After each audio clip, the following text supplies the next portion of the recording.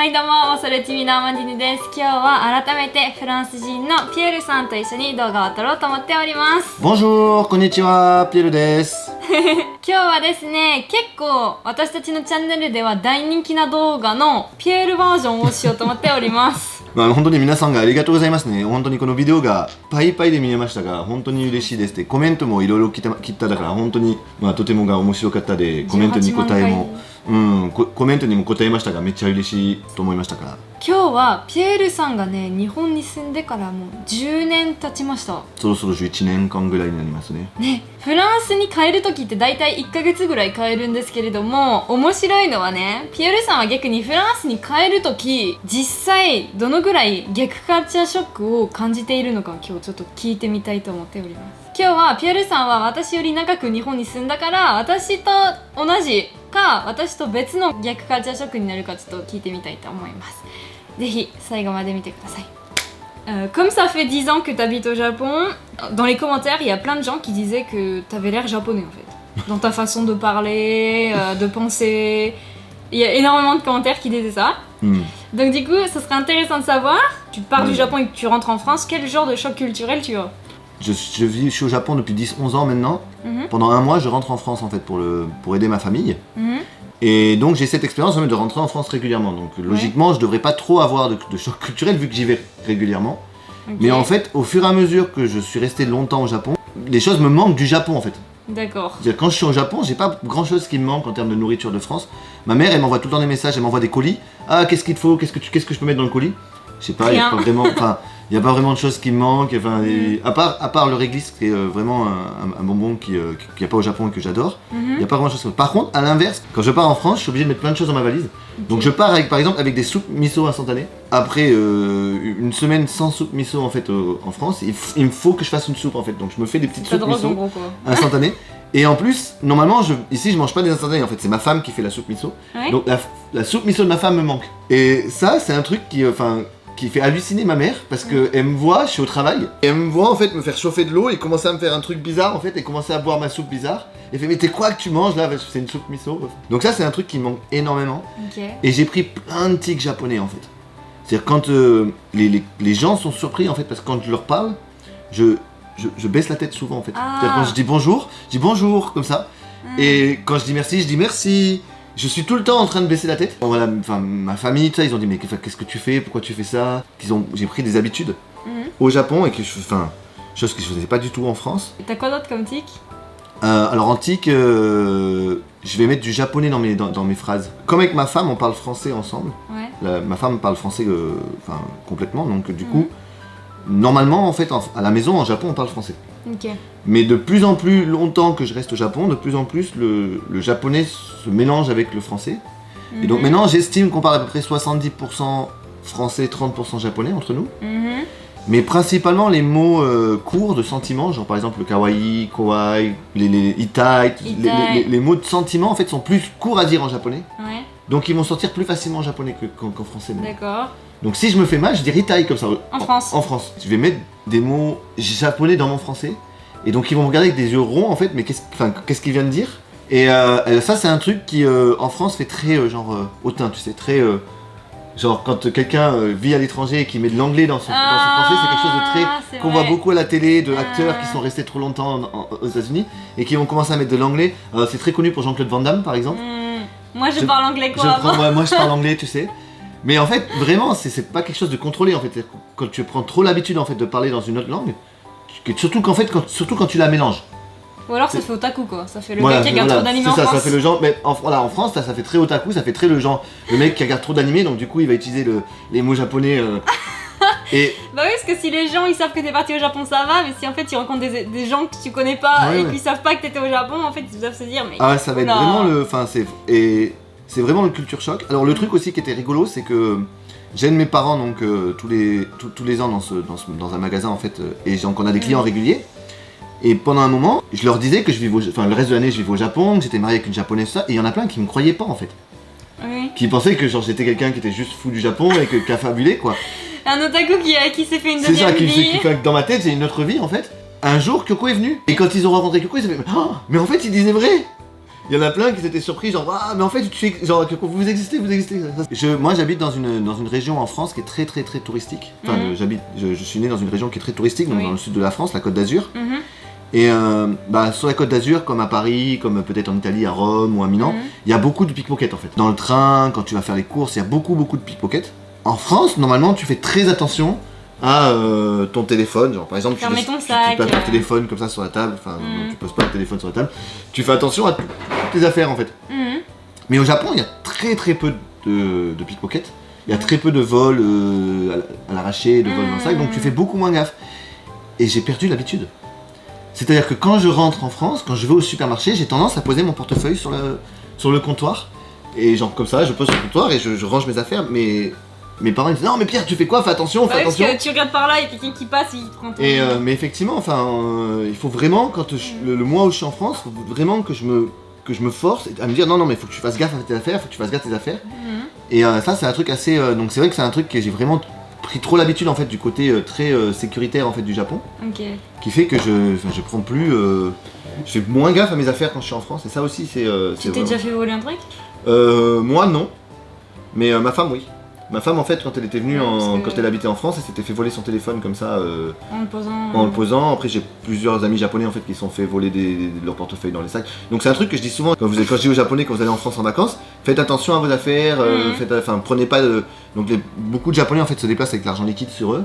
Donc prenez pas trop d'argent liquide sur vous, laissez le plus gros de l'argent liquide à l'hôtel. À l'hôtel, laissez bien dans les coffres, enfin faites attention en fait, c'est pas qu'il y a plus de voleurs en France, c'est que les zones touristiques, il y a beaucoup de pickpockets, et c'est vrai au Japon on n'a pas du tout l'habitude de ça. Bah ouais. Donc ça c'est un des trucs très étranges. Après j'ai perdu l'habitude, je commence à perdre l'habitude des contacts physiques avec les gens. La bise et tout. Voilà, quand on se voit en fait. Bon en plus il y a le corona qui a rajouté une deuxième couche là-dessus. Par exemple, quand il y a eu le corona, j'ai pas pu aller en France pendant pratiquement 2 ans. Et du coup, quand je suis retourné après 2 ans, il y a plein d'amis assez proches au Japon qui sont venus directement me faire la bise. Et j'ai eu un moment de bloc en fait, que j'avais pas du tout avant. Enfin, moi je suis vraiment d'origine italienne, donc on se fait la bise même entre hommes des fois, quand on est très proche, on se fait la bise aussi. Et c'est vrai que ça a été bizarre en fait. Quelque chose qui est vraiment, moi, que j'adore au Japon, qui est très agréable au Japon, c'est la distance personnelle entre les gens. C'est-à-dire qu'en fait au Japon, pas qu'au Japon, c'est pas qu'au Japon en fait, c'est en Asie en général, tu as une distance personnelle entre les gens qui fait que ça rend les transports en commun très bondés, avec beaucoup de gens beaucoup plus viables que ce que ça l'est je trouve en Europe. T'es colosote aussi si tu prends le train bondé. Mais comme en Asie, tu as cette distance psychologique entre les gens, même si tu es collé en fait, dans ta tête tu as toujours cette distance psychologique en fait. Alors qu'en Europe, tu as beaucoup moins cette distance psychologique. C'est-à-dire que tu peux être très proche de tes amis ou tes gens proches, tu peux être très proche. Et donc dès que tu te retrouves proche de quelqu'un, t'as pas du tout le même ressenti en fait. Donc je trouve que les villes bondées en fait en Europe, quand il y a beaucoup de gens, c'est moins agréable qu'en Asie. Et très vite les gens vont rentrer dans ton espace personnel. En France, un truc qui est assez intéressant, c'est qu'on débat beaucoup plus. On donne beaucoup plus nos opinions. Ouais, qu'au Japon, c'est vrai. On donne vraiment toujours notre opinion sur tout. Moi je le fais tout le temps aussi d'ailleurs au Japon, mais on donne tout le temps notre opinion. Et du coup, quand je suis au Japon, ça me manque. C'est-à-dire qu'au Japon, un des trucs qui manque au Japon, c'est de débattre avec les gens en fait. De vraiment pouvoir partager l'opinion et dire moi je préfère ça, et de vraiment donner son opinion frontalement. Quand je rentre en France, la première semaine, je suis content de retrouver ça. Et très vite, ah non, il y en a trop en fait, à la télé c'est tout le temps. Débattent trop. C'est tout le temps, tout le monde donne tout le temps son avis, tout le monde est en train de toujours dire des choses, et au bout de 2-3 semaines, effectivement il y en a trop en fait, c'est tout le temps. Donc ça c'est un truc qui est marrant parce que au Japon c'est quelque chose que j'aimerais qu'il y ait un peu plus. Et au Japon et en France j'aimerais qu'il y en ait un peu moins en fait. C'est que les gens vont rentrer dans les conversations des autres très facilement. Genre quand t'as 2 personnes qui vont parler d'un sujet, t'as quelqu'un d'autre qui est assis là, il va rentrer dans la conversation. Ça se trouve au Japon, mais plutôt quand on va être alcoolisé en fait. C'est-à-dire quand tu vas être par exemple dans des snacks, dans des endroits, dans des bars ou des choses comme ça le soir et que les Japonais vont être alcoolisés, ça va ressortir. Tu vas avoir des gens qui vont rentrer dans la conversation à côté, qui vont venir te parler. Mais c'est vrai que dans une situation normale, ça arrivera jamais quoi. C'est pour ça que j'aime les Shotengai, j'aime les quartiers un peu plus chaotiques, parce que j'aime la partie chaotique du Japon aussi, qui me rappelle un peu plus mes origines. Moi, quelque chose qui m'a marqué et qui a marqué mon mari à l'inverse, c'est la tombée de la nuit. En France, surtout à Nice. Ah ouais, c'est pas... À minuit, il fait encore les midi-jours alors qu'au Japon... Ouais, alors en fait, la tombée de la nuit et le lever du jour. C'est vrai qu'on dit que le Japon c'est le pays du soleil levant. Ah, mais c'est vrai. C'est littéralement d'ailleurs le nom du pays, enfin, et le symbole. Mais c'est fou comme le soleil se lève tôt ici et se couche tôt. À 4h du matin. Moi qui me dors très très tard, à 3h, 4h du matin, 4h, 4h30 du matin, il fait jour quand je vais me coucher quoi. Tous les jours. Alors qu'en France, il faut vraiment que ce soit le top de l'été 6h30. pour que ça arrive quoi. Ouais. Mais par contre, à l'inverse, noir en été dans le sud de la France, ouais, c'est minuit quoi. C'est minuit, 11h30, minuit. d'accord. Ce qui est embêtant d'ailleurs pour les feux d'artifice. C'est-à-dire que pour faire en fait, les feux d'artifice en France sont vachement plus tard qu'au Japon. Ouais. C'est-à-dire qu'on fait les feux d'artifice minimum à partir de 9-10h. Parce que sinon, avant, il fait trop clair. Bah, ouais. En hiver, moi je me souviens de rentrer en fait du lycée, quand j'avais des cours tard qui finissaient à 17h, 18h, rentrer du lycée où il commençait à faire nuit en fait. Comment ça faire nuit? Mais au Japon, au Japon, il est 15h. au Japon, 15h il fait nuit. 15h, il commence à faire nuit quoi, en hiver. Donc, c'est trop bizarre. Mais c'est vrai que ça, c'est un truc qui. Et moi qui ai tendance à vivre décalé, je vois beaucoup moins du jour au Japon. Du coup, des fois, t'as du mal à savoir quelle heure il est quand tu rentres en France. Ouais. Genre, là, tu regardes dehors, il fait mal, il doit être 18h. En fait, non, il est 20h déjà. Quoi. Et après, t'as la culture de la sieste aussi, dans certaines régions en France où tu vas faire la sieste l'après-midi. Ça, c'est un truc aussi qui me choque quand je rentre en France. C'est déjà un truc qui me déplaisait. Non, pas l'heure de la sieste, mais c'est un truc déjà qui me déplaisait quand j'étais en France avant, mais qui maintenant que je suis habitué au Japon, je peux plus quoi. C'est l'heure de fermeture entre midi et 2 des magasins. C'est-à-dire qu'en France, t'as plein d'endroits où les magasins ferment entre midi et 2. C'est vrai. Donc normalement, c'est entre midi et 14h. Ouais. Sauf que quand t'es dans des petites villes, dans le sud de la France, dans le Var, tout ça, où les gens ils prennent leur temps, c'est pas midi et 14h, hein, c'est midi et 15h, midi 16h. Et donc du coup, des fois, je veux dire, quand t'es dans entre midi et 2, tu peux pas aller aller acheter ton magazine, aller à la presse, t'as plein de magasins qui ferment entre midi et 2. C'est quelque chose qui n'existe pas du tout au Japon. Non. Alors à l'inverse, souvent les magasins en France ouvrent plus tôt le matin qu'au Japon. 8h, ouais, vers 8-9h. Alors qu'au Japon, tout va commencer à ouvrir vers 10h du matin. C'est-à-dire que mais c'est vrai que cette fermeture entre midi et 2, quand je rentre, je peux plus quoi, ça me. Il y a rien entre midi et 2. Il y a rien, il y a des endroits en France où entre midi et 2, tu peux rien faire et les gens vont dire c'est l'heure d'aller manger, donc t'as les restaurants qui sont ouverts, donc on va manger et on se repose. Donc on mange et après tranquille, on boit le café, on se relaxe. Donc à l'inverse, ma femme elle adore. Bah oui. Ma femme, quand on va faire en vacances en été et qu'on se pose en terrasse entre midi et 2 avec le sang des cigales et on boit le café, on boit l'apéro, on boit le rosé l'après-midi, tout ça. C'est un truc qui est, mais c'est vrai que j'aime bien me relaxer à ce moment-là. Mais si j'ai des courses à faire ou autre, à chaque fois je fais oh putain c'est vrai. Oh là là. Moi il y a quelque chose que je peux plus vivre sans au Japon et que je peux plus vivre sans, que je pense que je vais installer chez mes parents. C'est le washlet en fait. Nihonshiki toire. Ouais. Les toilettes japonaises. Ouais, en fait, les toilettes japonaises, voilà, quand je rentre en France, mes parents, il y a des toilettes normaux alors, mais je suis tellement habitué en fait que c'est un retour très compliqué. Et les salles de bain aussi à la japonaise. C'est-à-dire que le fait que tu as des salles de bain qui sont en deux parties, tu as l'endroit où tu te changes, et après tu as ce grande salle de bain, salle d'eau, où tu prends le bain, où tu as la douche, tout ça. C'est un truc que j'adore. Je pense que si je rentrais en France, je m'installerais une salle de bain à la japonaise. En fait, en France, tu as aussi après ce qu'on appelle les douches à l'italienne, qui sont des très très grandes douches. C'est ce que j'ai moi chez moi. Voilà, c'est des très grandes douches qui s'approchent un peu où tu vas pouvoir avoir quelque chose qui va ressembler un peu au sentiment que tu peux avoir au Japon, parce que tu vas avoir beaucoup d'espace. Mais c'est vrai qu'en règle générale, la salle de bain en France, c'est une grande pièce où tu as la baignoire, la zone de douche qui va être une genre de cabine. Une cabine, ouais. Une cabine fermée.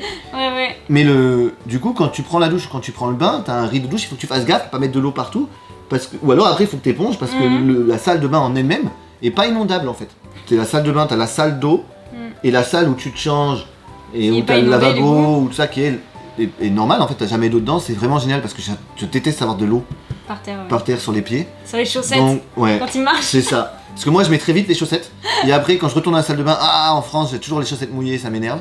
Alors qu'au Japon, vu que c'est séparé, ça c'est vraiment un truc qui est vraiment bien, à part quand j'ai oublié un truc dans la salle d'eau, dans la douche. Mais donc ça c'est vraiment quelque chose qui me manque quand je rentre chez mes parents. Une toilette à la japonaise.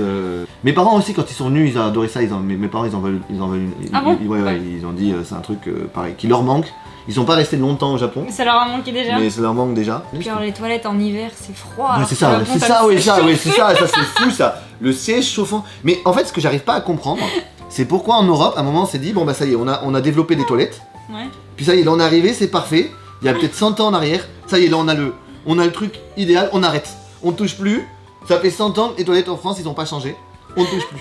Je comprends pas pourquoi est-ce qu'il n'a pas continué à l'évoluer, à innover là-dessus. Alors peut-être que maintenant au Japon, on pousse l'innovation un peu loin. Mais la lumière dans les ouais, toilettes. la lumière, la musique qui fait qu'on évite d'entendre, enfin des choses comme ça, c'est peut-être pousser l'innovation peut-être un peu loin, mais c'est bien d'avoir de l'innovation sur les toilettes, sur le domaine des toilettes, alors qu'en Europe c'est un truc qu'on touche plus quoi. Alors on en fait des super beaux en marbre, en ce que tu veux, mais non, on innove pas quoi. Alors que ça c'est un truc que je pense que le siège chauffant, mais voilà, je pense que pour moi j'ai du mal à voir d'autres choses. Moi, si je réfléchis, j'aurai peut-être d'autres choses qui vont venir. Quand je rentre en France, le Japon me manque énormément.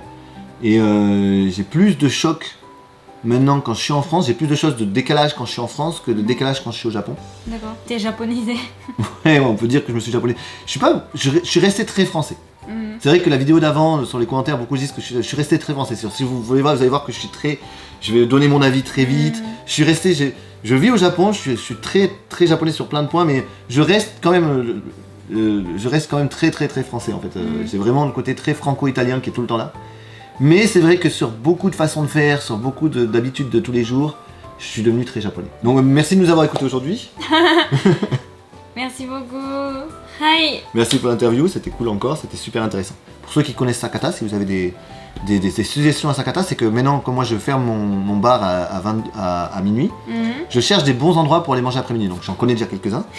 Mais voilà, donc si vous avez des suggestions d'endroits bons pour aller manger après minuit, je cherche ça. はい、ということで今日は一緒にお時間過ごしていただきありがとうございます。皆さんいかがだったでしょうか。ピエールさんの逆カルチャーショックについてどう思いますか。ぜひ皆さんはどう思うのかをコメントで教えてください。はい。でぜひがもしは酒田に来ればはこの話したいのことがあればはぜひがシェピエールでぜひ来てみてくださいで私と話のためにがよろしく。もし皆さんも海外に行ったことがあれば、どういうカルチャーショックがあったのかも教えてください。あとは日本国内だと県によっても多分文化が変わるので、皆さん何かカルチャーショックがあればコメントで教えてください。でもし酒田市に来る予定があれば、ピエールさんはボードゲームカフェとバーをやっておりますので、楽しい時間をここで過ごしてみてください。ではこのチャンネルが良かったらチャンネル登録も忘れずにお願いいたします。次の動画でお会いしましょう。バイバイ。バイバイ、à bientôt。